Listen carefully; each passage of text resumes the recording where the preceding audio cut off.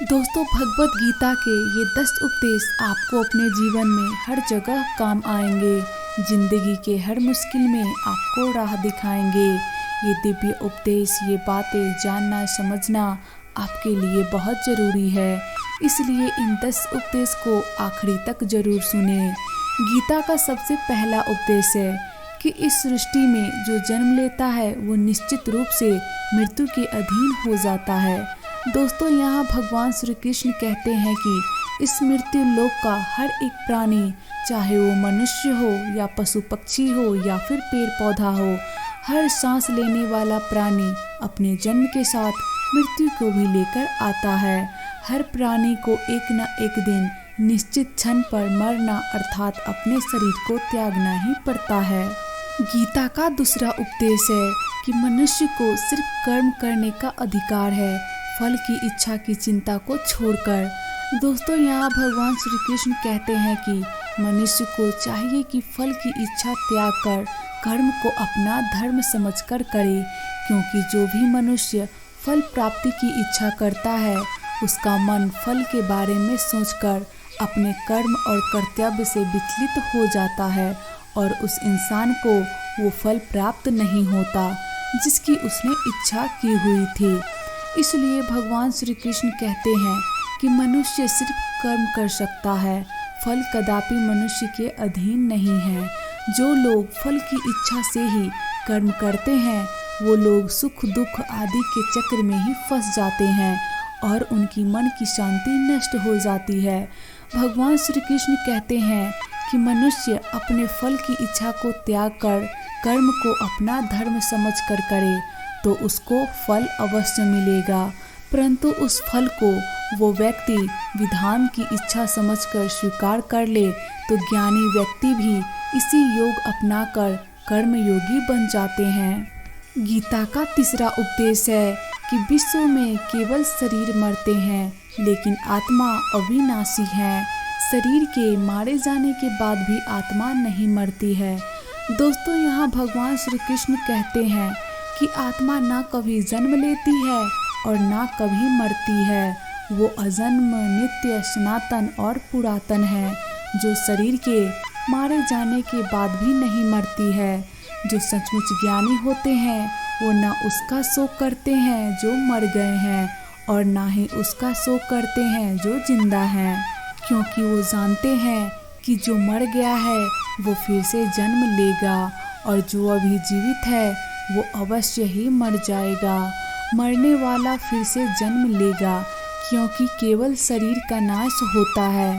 शरीर के अंदर जो आत्मा है वो कभी भी नहीं मरता है, क्योंकि आत्मा को ना कोई शस्त्र काट सकता है और ना ही उसे अग्नि जला सकती है, ना ही जल गला सकता है और ना ही उसे वायु सुखा सकती है। गीता का चौथा उपदेश है कि अपने मन को नियंत्रित करो। दोस्तों, यहाँ भगवान श्री कृष्ण कहते हैं कि मनुष्य के शरीर का एक अदृश्य अंग है मन, जो कभी दिखाई नहीं देता, परंतु वही इस शरीर का सबसे शक्तिशाली हिस्सा है। मनुष्य को घमंड की मदिरा पिलाकर मदहोश करने वाला पाखंडी केवल ये मन ही है। उसके हाथों में मोह माया का जाल है, जिसे वो मनुष्य की कामनाओं पर डालता रहता है और उसे अपने वश में करता रहता है। ये मन शरीर से भी मोह करता रहता है और अपनी खुशियों से भी और अपने दुखों से भी मोह करता रहता है। खुशियों में खुशियों भरे गीत गाता है और दुख में दुख भरे गीत गुनगुनाता रहता है। अपने दुखों में दूसरों को शामिल करके उसे खुशी मिलती है। किसी भी मनुष्य को उसका मन जीवन के अंत तक अपने जाल से निकलने नहीं देता। अपने रस्सी में बांधकर उसे तरह तरह के नाच नचवाता रहता है। ऐसा तब होता रहता है जब तक हम अपने आप को मन के अधीन रहने देंगे, तब तक हमारा मन नाच नचाता रहेगा। मनुष्य का मन मनुष्य को इतनी फुर्सत भी नहीं देता कि वो अपने अंदर में झांककर अपनी आत्मा को पहचाने और आत्मा के अंदर जिस परमात्मा का प्रकाश है उस परमात्मा का साक्षात्कार करे। किसी भी जीवित प्राणी के लिए आवश्यक है कि प्राणी अपने मन को काबू करके अपने अंदर में झांककर अपनी आत्मा को देखे। तब उस आत्मा के अंदर उसे परमात्मा का प्रकाश स्पष्ट दिखाई देगा और उसी को ही परमात्मा का साक्षात्कार कहते हैं।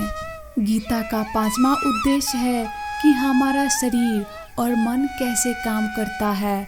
दोस्तों, यहाँ भगवान श्री कृष्ण कहते हैं कि मनुष्य का शरीर एक रथ के भांति है। जैसे आँख, कान, नाक, जीभ और त्वचा, इन इंद्रियों के द्वारा घोड़े को जो सारथी चलाता है वो सारथी ही हमारा मन है और उस रथ में बैठा हुआ स्वामी वही हमारी आत्मा है। मनुष्य की इंद्रियां विषयों की ओर आकर्षित होती रहती है और ये सब तभी तक ही हो सकता है जब तक जीवात्मा अपने मन को काबू में न लाए। जब तुम स्वयं मन के अधीन न रहकर अपने मन को अपने अधीन कर लोगे तो वही मन एक अच्छे सारथी की तरह तुम्हारे शरीर रूपी रथ को सीधे प्रभु के चरणों में ले जाएगा।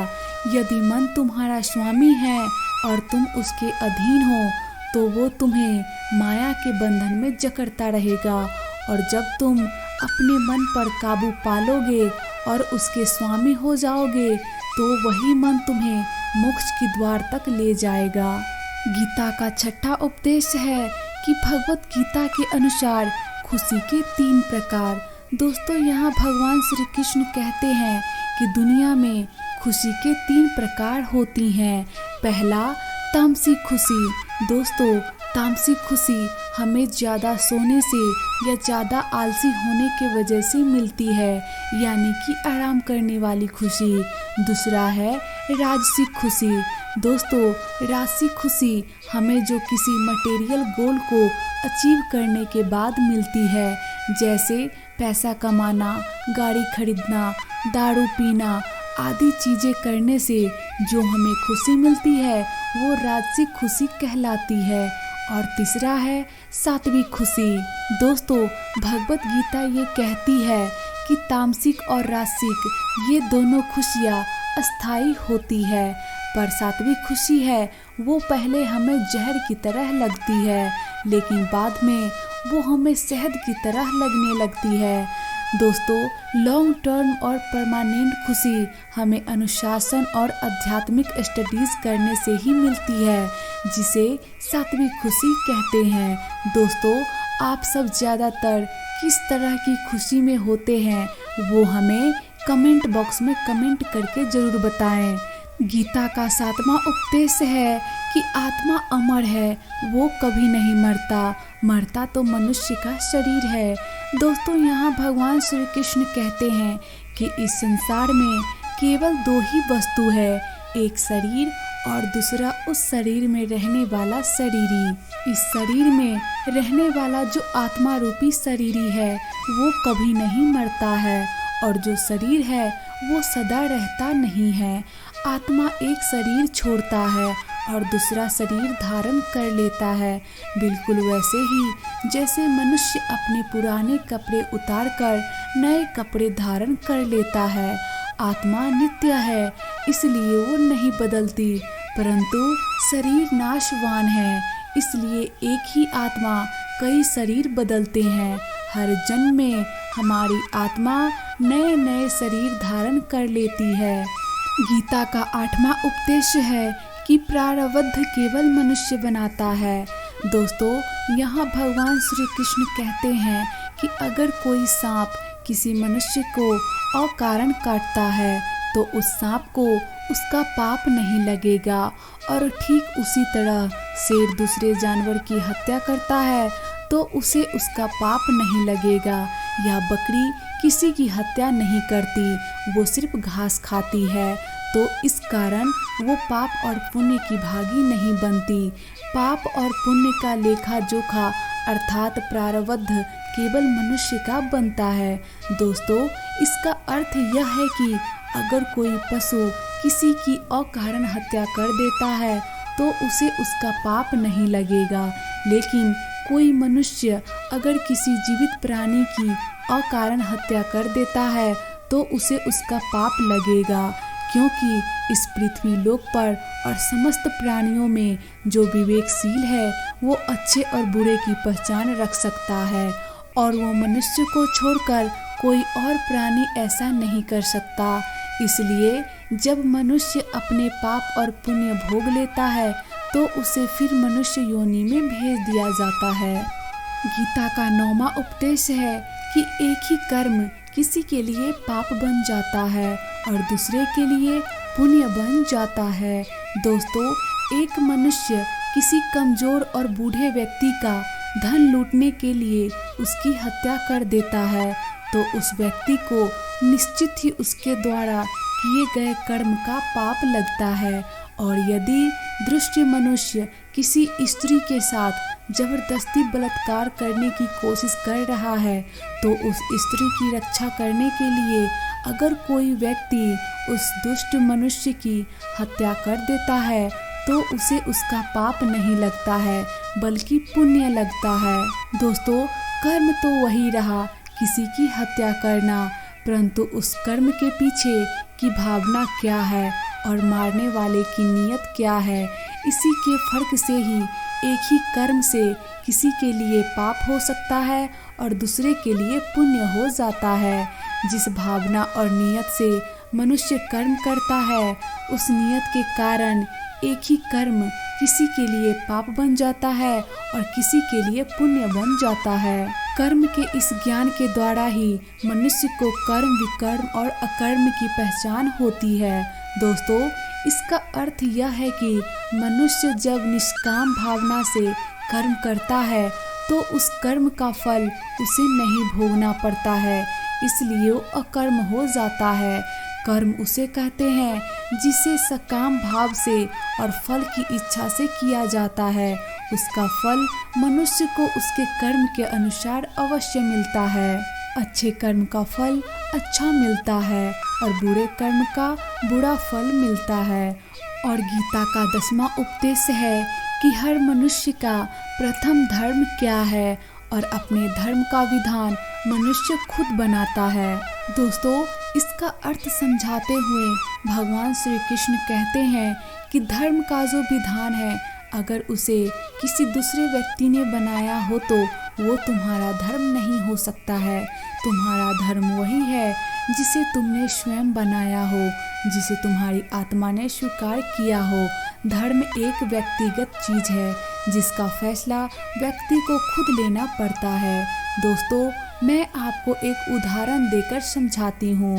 दोस्तों, अगर किसी के गांव पर डाकू हमला करके उस गांव की लड़कियों का अपहरण कर रहे हो और उसी समय किसी का पिता मृत्युशैया पर अंतिम सांस ले रहा हो और अपने पुत्र से बार बार पानी की एक एक घूंट की मांग कर रहा हो, तो उस समय उस व्यक्ति का यानी कि उस पुत्र का क्या धर्म होना चाहिए? वो मरते हुए अपने पिता के कंठ में अंतिम समय गंगा जल की बूंद टपकाता हुआ अपने पुत्र धर्म का पालन करे, या फिर अपने गांव की लड़कियों पर जो संकट आ गया है उसकी रक्षा के लिए अपने हाथों में तलवार उठाते हुए उन डाकुओं का मुकाबला करे, आवश्यक पड़े तो अपनी जान भी देकर अपने गांव की इज्जत बचाए।